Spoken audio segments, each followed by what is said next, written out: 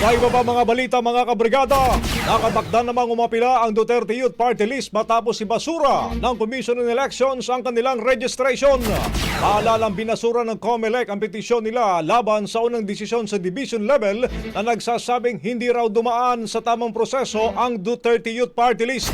Ayon pa kay Ronald Cardema, Lunes maghahain sila ng petisyon sa Korte Suprema para questionin ang desisyon ng NBank ng poll body. Idinin pa ni Cardema na kung magbabasehan ang Section number 5 ng Republic Act number 7491 o ang sinasabing Party List System Act ng COMELEC, ang COMELEC mismo ang nagpublish at hindi dapat sila. Sinagot naman ito ni Attorney Emil Marañon, abogado pa ng mga petitioners kontra Duterte Youth sa panayam naman ng Brigada News FM Manila. Anya, kahit na sino pa ang dapat mag-publish, bakit hindi man lang nag-follow up ang Duterte Youth?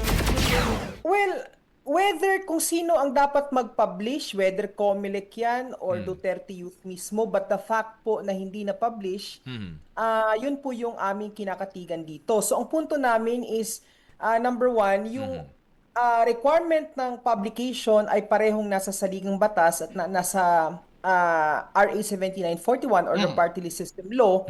So in other words, nakasulat po doon, alam po yan ng COMELEC, alam din po yan ng lahat ng nagpa-file ng petition sa COMELEC. So ang question namin po na kung yung argument nila is dapat COMELEC yung nag-publish, ang tanong ko balik sa kanila, nung hindi ito pinablish ng COMELEC, anong ginawa ninyo? Naupo lang kayo at saka pinanood yung COMELEC? O hindi ba dapat obligasyon ng isang nag-a-apply na party na kung nakita nilang hindi ito pinablish ng COMELEC, hindi ba dapat nag-file sila ng motion sa COMELEC? At sa huli mga kabrigada, tiniyak pa ni Marañon na handa naman sila sa mga magiging susunod na akbang ng Duterte Youth Party List.